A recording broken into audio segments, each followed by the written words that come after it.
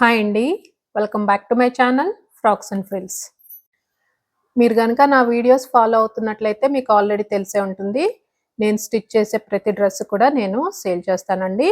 So మీకు ఒకవేళ interest ఉంటే కింద ఇచ్చిన నెంబర్‌కి వాట్సాప్ చేయండి.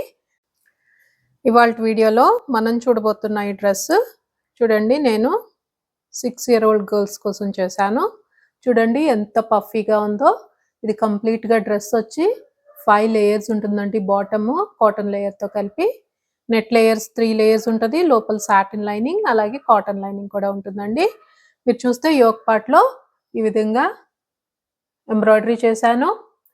కలర్ కాంబినేషన్ చూడండి, చాలా మంచి కలర్ కాంబినేషన్ అండి. అలాగే మీరు ఫ్లేర్ చూస్తే ఈచ్ లేయర్ హ్యూజ్ ఫ్లేర్ ఇచ్చానండి. చాలా పఫీగా వాల్యూమినస్‌గా పిల్లలకి మంచి పార్టీ వేర్ ఫ్రాక్ అండి. బర్త్‌డేస్ కానివ్వండి లేదా ఏ ఈవెంట్స్ అవనివ్వండి, చాలా బాగుంటుంది వేసుకుంటే. కలర్ కాంబినేషన్ కూడా చాలా ఎలిగెంట్‌గా చాలా బాగుందండి. సో ఫ్రంట్ సైడ్ ఇలా వస్తుంది, బ్యాక్ సైడ్ చూడండి ఈ విధంగా ఉంటుంది. వెనకాల టై బ్యాక్స్ ఇచ్చాను. బౌ వేస్తే కూడా చాలా అందంగా ఉంది కదండి. సో డ్రెస్ ఓవరాల్ లుక్ వచ్చి ఇలా ఉంటుందండి. నా వీడియోస్ నచ్చితే తప్పకుండా సబ్స్క్రైబ్ చేయండి, లైక్ చేయండి, షేర్ చేయండి. సో మనం ఇప్పుడు డ్రెస్ మేకింగ్ వీడియోలోకి వెళ్ళిపోదాం. ఈ డ్రెస్ కోసం నేను రెడీ చేసుకున్న ప్యాటర్న్స్ అండి ఇవి. ఈ ప్యాటర్న్స్ యూస్ చేసి ముందుగా నేను సాటిన్ కట్ చేశాను. సో సాటిన్ కట్ చేసినాక నేను మీకు పక్కన క్లిప్ పెడతాను చూడండి. ఈ ఫ్యాబ్రిక్ మీద ఎంబ్రాయిడరీ కూడా నేను మన మెషిన్ చూపించాను కదా. సో నా మెషిన్ ఎంబ్రాయిడరీ చేసి తర్వాత ఈ సాటిన్ ఫ్యాబ్రిక్ బేస్డ్గా కరెక్ట్గా అలైన్ చేసుకుని ఎంబ్రాయిడరీని తర్వాత నేను ఆర్గాన్జా ఫ్యాబ్రిక్ కట్ చేసి ఈ సాటిన్ ఫ్యాబ్రిక్కి అటాచ్ చేశాను. ఇది ఫ్రంట్ పార్ట్ అండి. ఇవి బ్యాక్ పార్ట్స్ కూడా సాటిన్కి ఆర్గాన్జా ఫ్యాబ్రిక్ అటాచ్ చేసి రెడీ చేశాను చూడండి. తర్వాత నెక్స్ట్ వచ్చి కాటన్ లైనింగ్ ఒక సెట్ కట్ చేసి రెడీ చేసుకోవాలి. తర్వాత ఇంకో విషయం అండి, ప్యాటర్న్స్ ఎలా కట్ చేసుకోవాలో మీకు ఐడియా లేకపోతే కనుక నేను పక్కన థంబ్నెయిల్ పెడతాను. ఆ థంబ్నెయిల్లో డీటెయిల్డ్గా ఉంది వీడియో, ప్యాటర్న్స్ ఎలా రెడీ చేసుకోవాలో. ఆ వీడియో రిఫర్ చేసి మీరు ప్యాటర్న్స్ రెడీ చేసుకోండి. దానికి దీనికి చేంజ్ ఏంటంటే నేను కొద్దిగా ఇక్కడ నెక్ లైన్ మార్చాను అంతవరకే. సో మిగతా దాంట్లో సేమ్ ఉంటుంది.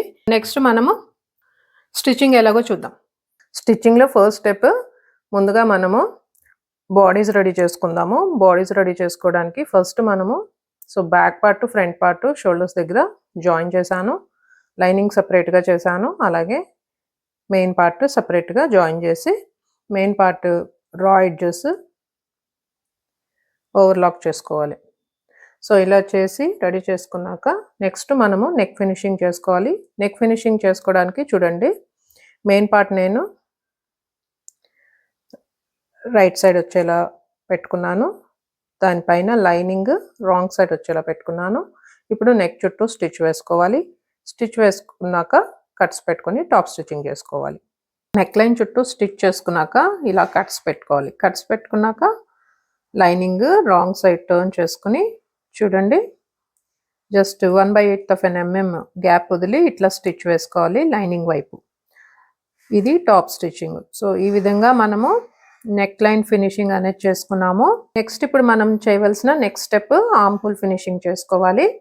సో చూడండి, ఇప్పుడు నేను ఇలా మార్కింగ్ పెట్టుకున్నాను. మార్కింగ్ పెట్టుకున్నాక మనము ఆర్మ్ హోల్ స్టిచ్ వేసుకుని తర్వాత కట్స్ పెట్టుకోవాలి. కట్స్ పెట్టుకున్న తర్వాత లైనింగ్ రాంగ్ సైడ్ టర్న్ చేసుకుంటాం. ఆర్మ్ హోల్ చుట్టూ స్టిచ్ వేసాను, కట్స్ కూడా పెట్టుకున్నాము. నెక్స్ట్ మనము లైనింగ్ రివర్స్ చేసుకోవాలి. సో ఈ లైనింగ్ రివర్స్ చేసుకోవడానికి ముందుగా మనం ఏం చేస్తామంటే ఫ్రంట్ బాడీస్ ఉంది కదా, సో లైనింగ్ నుంచి బ్యాక్ పార్ట్ చూడండి, ఈ బ్యాక్ పార్ట్ అనేది లోపల నుంచి రివర్స్ చేయాలి.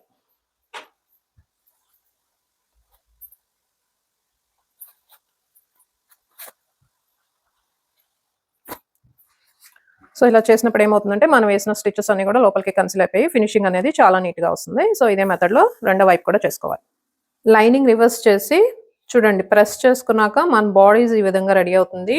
ఇలా క్లీన్గా నీట్ ఫినిషింగ్ అనేది వస్తుంది. తర్వాత ఇప్పుడు లాస్ట్ స్టెప్ అండి, బాడీస్ ప్రిపరేషన్లో సైడ్ సీమ్స్ జాయిన్ చేసుకోవాలి.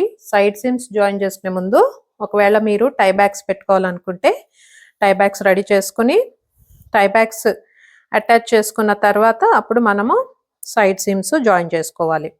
సో ఈ సైడ్ సీమ్స్ జాయిన్ చేసుకోవడానికి చూడండి, మెయిన్ ఫ్యాబ్రిక్ లైనింగ్ సపరేట్గా ఉంది కదా, ఈ రెండింటిని ఇలా విడదీసి చూడండి, సో ఇలా జాయిన్ చేసుకోవాలి. సో ఇలా జాయిన్ చేసుకుంటే మనకి సైడ్ సీమ్ కూడా కనిపించకుండా లోపలికి కన్సీల్ అయిపోతుంది.